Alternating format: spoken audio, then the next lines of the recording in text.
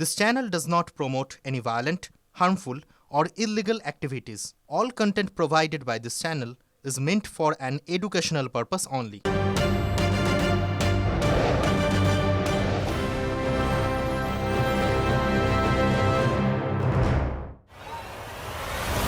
যেখানে পশ্চিম বাংলার মুর্শিদাবাদের বাইরে কাজে যাচ্ছে, মুর্শিদাবাদ নাম শুনলে তাদের এনার্জি হচ্ছে।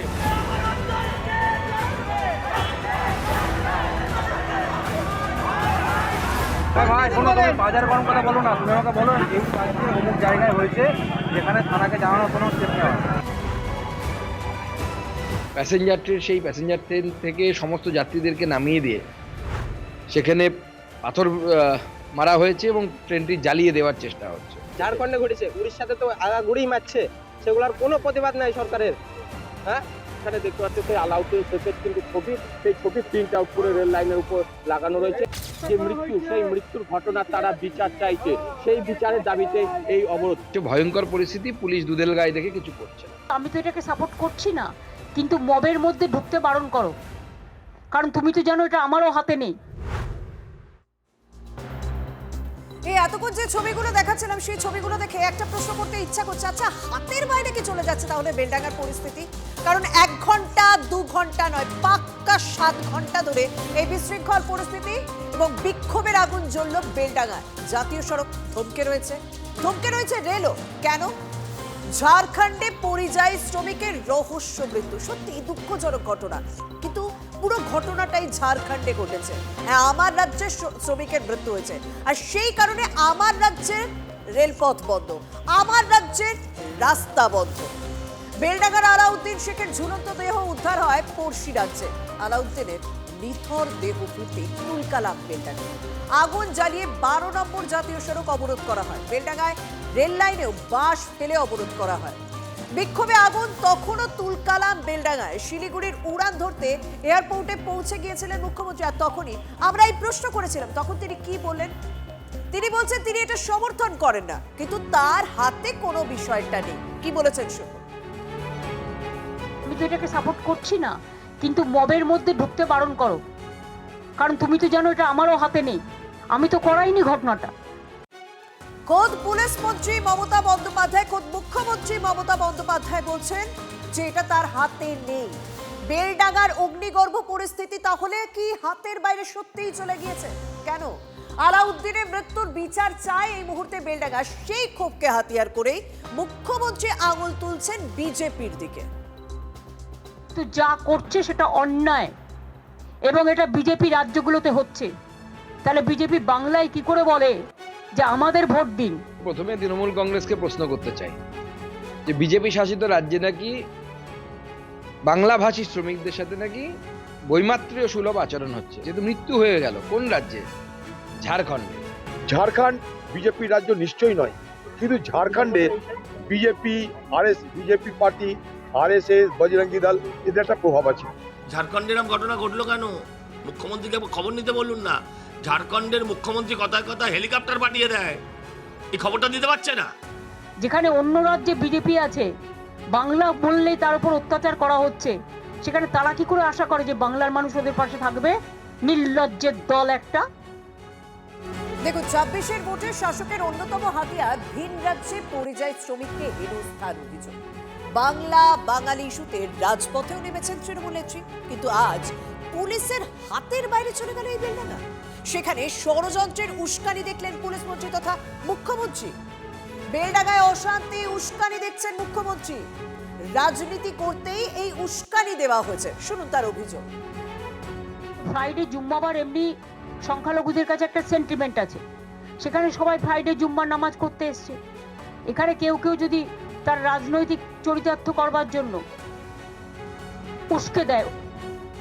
শুনলেন, বেলডাঙ্গায় অশান্তি, কাউকে নিশানা করছেন, কিন্তু নিশানায় কে সেটা কি আর আমাদেরকে বলে দিতে হবে? শুনুন।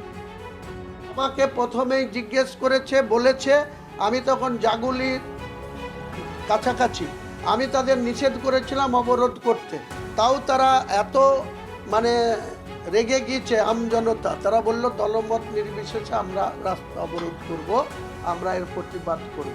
কি সাংঘাতিক সিচুয়েশন! এরা ইচ্ছা করে বাংলায় দাঙ্গা লাগানোর চেষ্টা করছে। বিজেপির প্ল্যান এটা। তার মধ্যে ওখানে কিছু শৃঙ্খল যুবক তারা হয়তো কেউ পাথর ছুটছে, কেউ যেটা কাম্য নয়, আমি কোনোদিন সাপোর্ট করিনি, আগামী দিনেও করবো না। আর মুখ্যমন্ত্রী এসব মিথ্যা কথা এর আগেও অনেক বলেছে। নিজেরা ভোটে পারবে না তাই ভোট পাকাচ্ছে, করছে লুট, বলছে ঝুট। গদ্দার বলে, উনি কত রকমের গদ্দার তার জবাব আগামী দিনে ইলেকশনে দিবে মুসলমান। এর আগে সিএ এর সময় এই এলাকায় সেই একই ধরনের ঘটনা ঘটেছিল।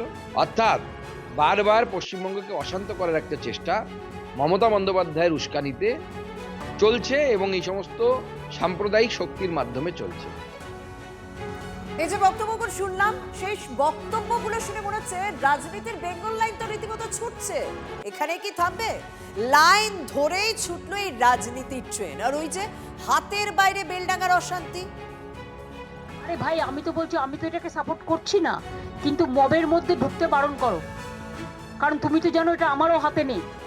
অন ক্যামেরা মমতা বন্দ্যোপাধ্যায় বলছেন মিডিয়ার সামনে এসে, আমার কি করার আছে, আমি কিভাবে এদেরকে কন্ট্রোল করব। লজ্জা লাগা উচিত আমাদের মুখ্যমন্ত্রী। একজন মুখ্যমন্ত্রী যিনি হোম মিনিস্টারের দায়িত্ব সামলাচ্ছেন, তিনি দাঙ্গাকারীদের সামনে আত্মসমর্পণ করছেন। কিন্তু মবের মধ্যে ঢুকতে বারণ করো, কারণ তুমি তো জানো এটা আমারও হাতে নেই, আমি তো করাইনি ঘটনাটা। আরে পারবেন না, চেয়ার ছেড়ে চলে যান, আমরা দেখিয়ে দেবো কিভাবে এই দাঙ্গা বন্ধ করতে হয়।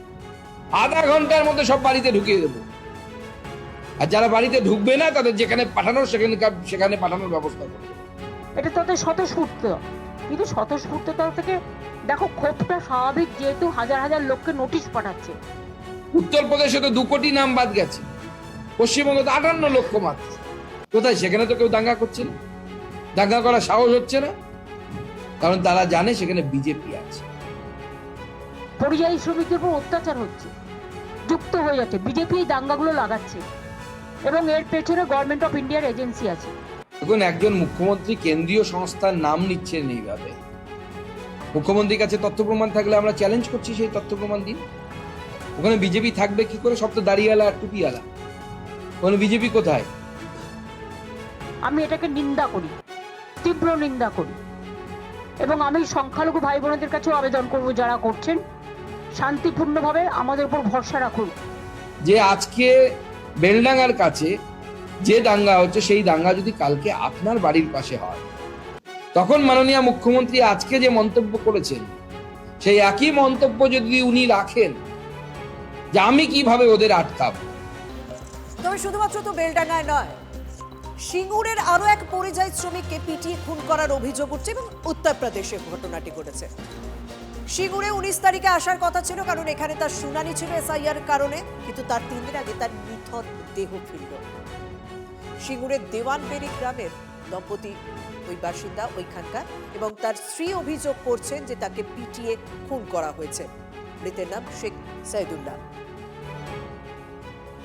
ছুরি দিয়ে তো গলা কেটে দিয়েছে, বলছে রড দিয়ে কি করেছে আমি কিছু জানি না। কেন মনে হচ্ছে, মানে কেন এটা করতে পারে বা হয়েছে? শোনার জন্য মনে হচ্ছে, আমি কিচ্ছু জানি না। কোনো শত্রুতা ছিল কিছু কারোর সাথে ওর? না, কারোর সাথে কিচ্ছু শত্রুতা ছিল না, সবাই ওকে ভালো বলতো। আপনিও তো যেতেন ওখানে? হ্যাঁ, আমি ওর সামনে, ওর সাথে আমি থাকতুম, সবাই ওকে ভালোই বলতো, সবাই হাসি খুশিতে ওর সাথে কথা বলতো। আবারও কলকাতায় আগুন লাগার ঘটনা। তপসিয়া সোফা কারখানা, সেই কারখানায় হঠাৎ করে আগুন লেগে যায়, এবং যেহেতু দাহ্য পদার্থ মজুদ ছিল, দ্রুত আগুন ছড়িয়ে পড়ে, ভস্মীভূত হয়ে গিয়েছে কারখানার একাংশ। পাশের একটি ওয়ার্কশপেও আগুন ছড়িয়ে যায়। দমকলে 15টি ইঞ্জিনের চেষ্টায় আগুন নিয়ন্ত্রণে আসে।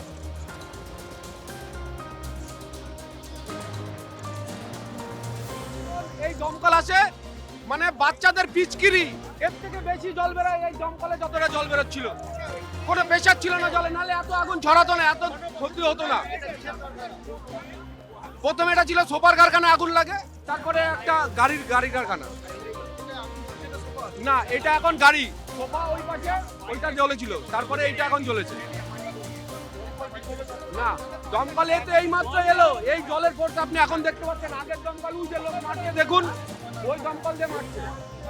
ওটা একটা দমকলের প্রেসার, ওই প্রেসার যদি ভালো থাকতো তাহলে এখন এই আগুন এই এত ক্ষতি হতো না, ওই যে ওই বিল্ডিং ধরতো না। কলকাতার নারকেলডাঙ্গায় শিবতলা লেনে ঘরে ঢুকে এক তরুণীকে খুনের অভিযোগ উঠছে। সেই তরুণীর গলায় আঘাতের চিহ্ন রয়েছে, শ্বাসরোধ করে খুন বলে অনুমান পুলিশের। মৃতার নাম পুষ্পা কুমারী, বয়স 22। খুনের মামলা রুজু করে তদন্ত শুরু করেছে পুলিশ। हम लोग देखते थे सब अच्छा ही था, लड़की का व्यवहार भी अच्छा था, हम लोग से बातचीत भी करती थी, सबसे अपना खेलना, लेकिन घर के अंदर ही वो लोग ज्यादातर रहता था, किसी से बात कम लड़की करती थी, परिवार नहीं करता था। कि उसको लड़का आया केवाड़ी ठक ठकाया, भाई था उसका बहन खोल दिया केवाड़ी, ढूक गया। हम लोग बोले कि कौन है, पहले ठक ठकाया तो बोले कि कौन है, तो देखे कि भाई था। तो हम बोले कि ठीक है छोड़ो, उसको भाई है।